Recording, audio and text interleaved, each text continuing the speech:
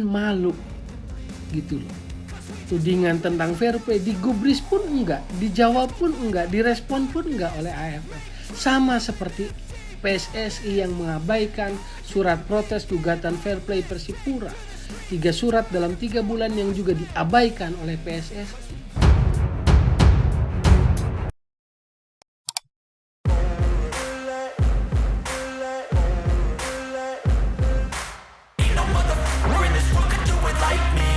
Oke, balik lagi di Gojek. Bung Toel masih tentang event AFF U19.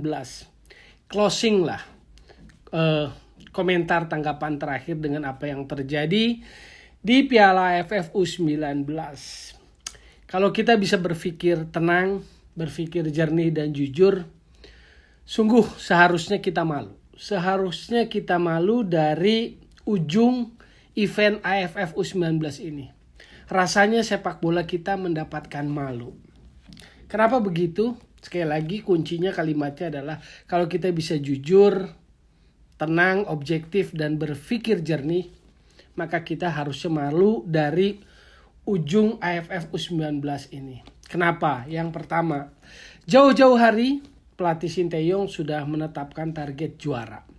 Apalagi main di kandang sendiri sebagai tuan rumah. Tetapi apa daya, semifinal pun tak sampai, kan begitu. Ujung-ujungnya sempat menuding regulasi usang, regulasi jadul, regulasi kuno. Lalu ketua komite AFC membantah itu, menjawab itu. Jadi kita dipermalukan dengan jawaban itu karena menuding itu regulasi usang, regulasi kuno, regulasi jadul adalah menurut saya alasan yang dicari-cari, alasan yang dibuat-buat. Yang kedua, kita malu ketika ketua umum yang mungkin sudah dalam pikirannya ingin sangat bercita-cita, sudah sangat mengharapkan meraih kejayaan, ingin ikut angkat trofi di Bekasi Jawa Barat. Jadi sudah ada dalam pikirannya ketua umum PSSI Iwan Bule. Tiba-tiba impian itu sirna. Jangankan ke final, ke semifinal aja nggak sampai. Padahal sangat mungkin Iwan Bule ini sudah sangat berharap bisa merasakan kejayaan di Bekasi pula, di tanah Jawa Barat. Tapi itu sirna, akhirnya kemurkaannya dilampiaskan dengan mengirim surat protes tentang fair play. Alih-alih dijawab kan nggak dijawab juga, atau tidak direspon, tidak digubris oleh AFF tentang surat protes menyangkut fair play. Karena per hari ini nggak ada kabar tuh apa respon AFF, apa tanggapan AFF terkait surat protes dari PSSI terkait fair play. Nah, ngomong-ngomong fair play, kan kurang lebih apa yang dilakukan AFF sih sama seperti ketika PSSI juga mengacuhkan surat protes yang poinnya tentang fair play dari Persipura. Jadi di penghujung kompetisi Liga 1 kemarin Persipura berkirim surat protes ke PSSI lewat Komdis, lewat Komisi Disiplin perihal fair play juga. Jadi Persipura menggugat tentang fair play di pertandingan terakhir dan sama sekali sudah 3 surat yang dilayangkan ke PSSI Persipura dalam kurun waktu 3 bulan. Sudah ada 3 surat yang dilayangkan dan tak satu pun yang dijawab secara benar atau layak oleh PSSI. Itu kalau kita bicara fair play. Jadi saat menuding fair play, meminta jawaban AFF, sebetulnya PSSI pun punya utang ke salah satu membernya, ke salah satu anggotanya, ke salah satu klubnya, namanya Persipura, yang berkirim surat gugatan tentang fair play di ujung kompetisi Liga 1 kemarin, dan selama 3 bulan tidak ada respon, diabaikan, diacuhkan. 3 bulan, 3 surat tanpa jawaban dari PSSI kepada Persipura. Itu kalau kita bicara tentang fair play. Jadi dalam sepak bola jangan menunjuk fair play ke orang kalau diri sendiri belum bisa fair play. Jangan teriak fair play kalau nggak ngerti makna fair play atau tidak bisa menerapkan fair play di dalam rumahnya sendiri. Itu paradoksnya. Maka saya bilang tadi, di ujung event AFF U19 ini sebetulnya kita mendapatkan malu. Kita dipermalukan ujungnya. Ribut-ribut itu hanya dalih, hanya alasan kegagalan. Regulasi usang lah yang akhirnya dipermalukan dijawab oleh Ketua Komite Kompetisi AFC. Ada jejak digitalnya. Nanti saya lampirkan jejak digitalnya beritanya. Kan malu gitu loh. Tudingan tentang fair play digubris pun enggak, dijawab pun enggak, direspon pun enggak oleh AFF. Sama seperti PSSI yang mengabaikan surat protes gugatan fair play Persipura. 3 surat dalam 3 bulan yang juga diabaikan oleh PSSI. Itu situasinya. Saya mau ajak gambaran besar dari sepak bola. Nggak perlu kemana-mana. Nggak perlu merembet ada desakan keluar dari AFF. Nggak perlu. Kalau kita merasa negara hebat, negara kuat di AFF, kitalah yang harusnya jadi aktor utama di AFF. Nah, itulah kelemahan kita. Tidak ada orang kita yang duduk di AFF, yang dari federasi yang punya kuat pengaruhnya, lobbynya kuat, wawasan sepak bolanya kuat, hubungan internasionalnya kuat. Nggak ada saat ini. Harusnya kita mikir begitu.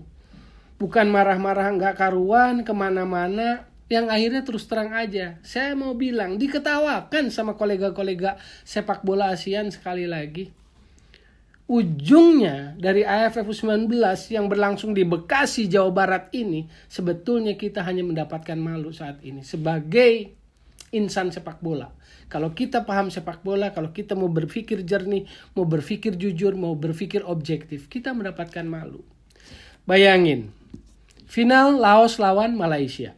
Malaysia bisa bikin 3 gol ke gawang Vietnam. Laos bisa bikin 2 gol ke gawang Thailand. Pelatih Laos, Michael Weiss, asal Jerman.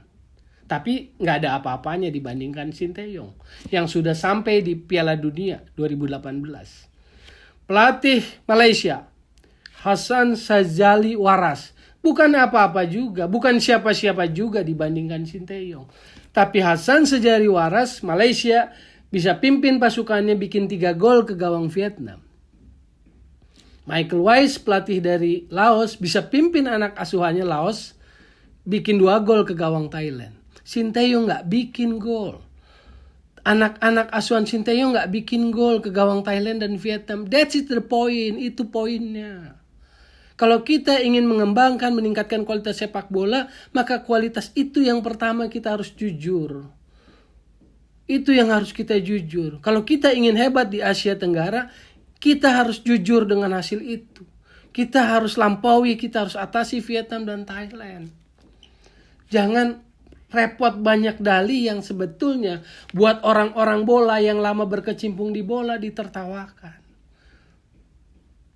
Ini yang buat saya kesimpulan dari AFF U19 yang digelar di Bekasi, Jawa Barat hanyalah mendapatkan malu ujungnya.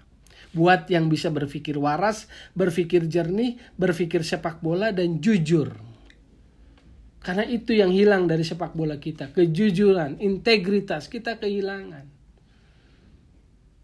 Shin Tae-yong kalibernya luar biasa. Harganya juga sangat mahal. Dibayar negara pula.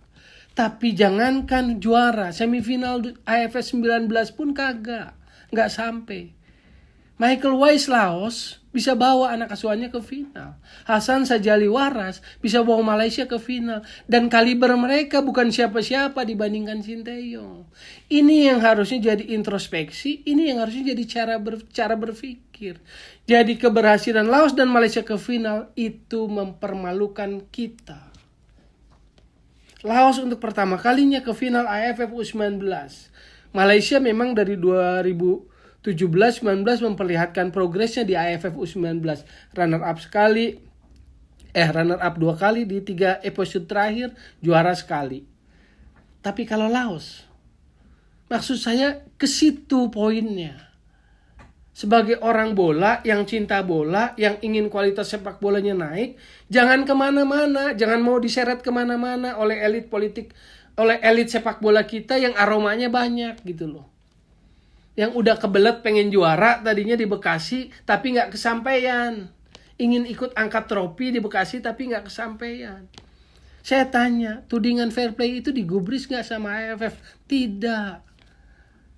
Nggak diabaikan. Sama seperti anggota PSSI namanya Persipura diabaikan 3 kali surat dalam 3 bulan. Tidak ada satupun jawaban yang proper, yang layak diberikan kepada Persipura terkait gugatannya soal fair play. Saya mau ingatkan ini supaya wawasan sepak bola kita besar. Supaya sepak bola kita ini lurus, bersih, dan benar. Karena kalau tracknya udah lurus, bersih, dan benar, hasil itu hanya keniscayaan. Hasil itu hanya tinggal waktu. Siapapun yang melatihnya. Saya mau bicara soal fairness. STI, Michael Wise Laos, Hasan Sajali Waras, bukan siapa-siapa, sekali lagi saya bilang, di hadapan STI. STI punya kaliber, tapi mereka bawa ke final. Malu nggak kita? Harusnya kita malu. Harusnya kita malu. Itu saja pesan saya terakhir sebagai closing dari kesimpulan AFF U19 yang menurut saya di ujungnya kita hanya mendapatkan malu. Sekali lagi, jadi solusi bukan polusi sepak bola, dan tetap digocek Bung Toel.